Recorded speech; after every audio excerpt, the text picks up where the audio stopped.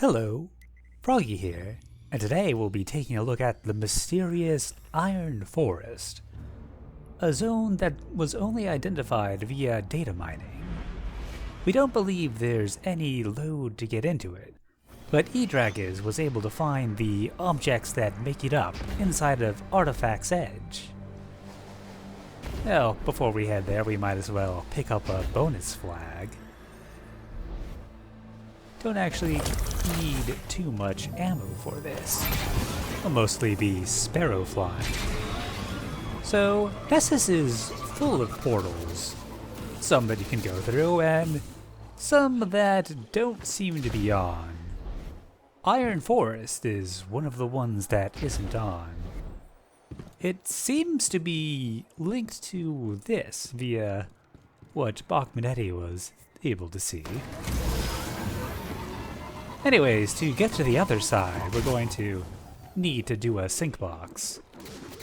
And, oh, well,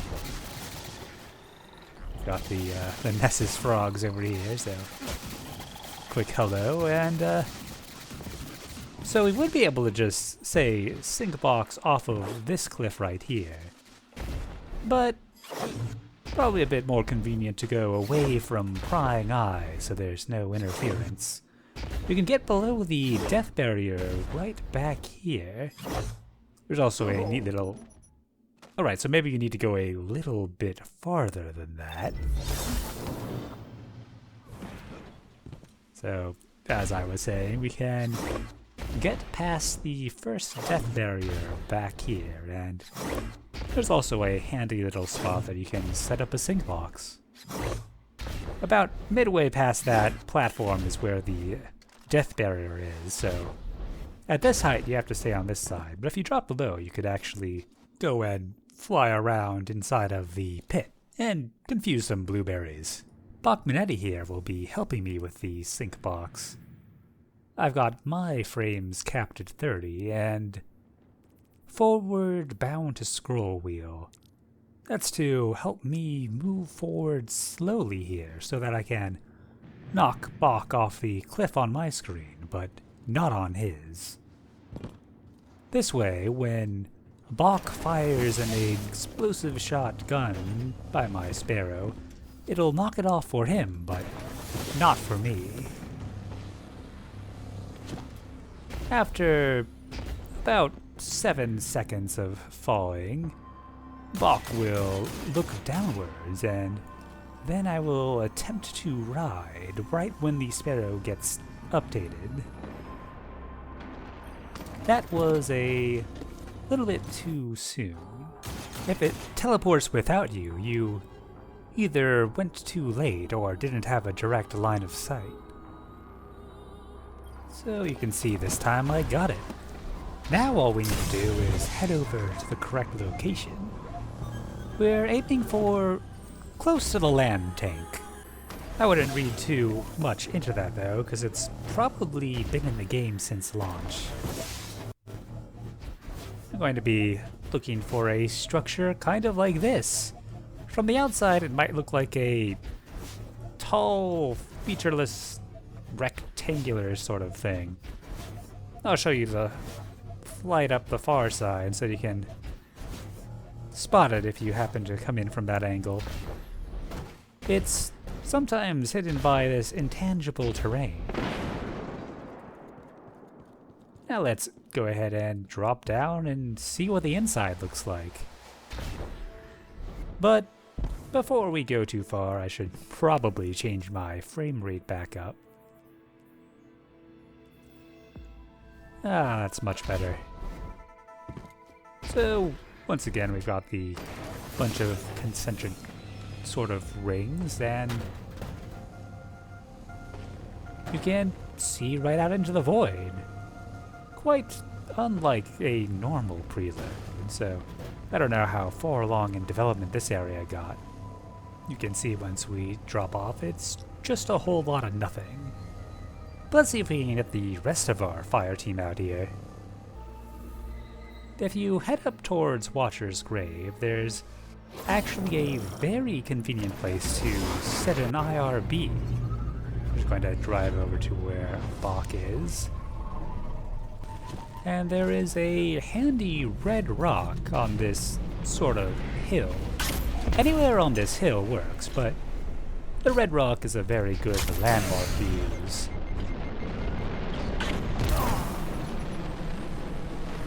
And now that I've died there, just going to fast travel back to Artifact's Edge. And funnily enough, we can get there by going right on top of what the probable portal is. This is using a route that was actually my first Destiny 2 video, so if you want to see how far we've come, you can go check that one out. You can hit the load zone dropping down this way, but I find I kind of die to it a lot. That won't mess up the IRB since it was a death to a load.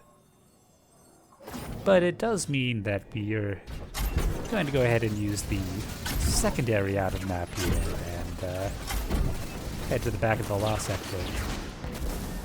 If you survive the load, you can go ahead and jump to the next video chapter.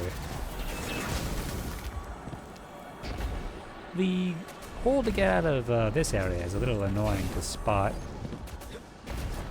Always takes me a little bit to remember where exactly it is. It gets one layer up here.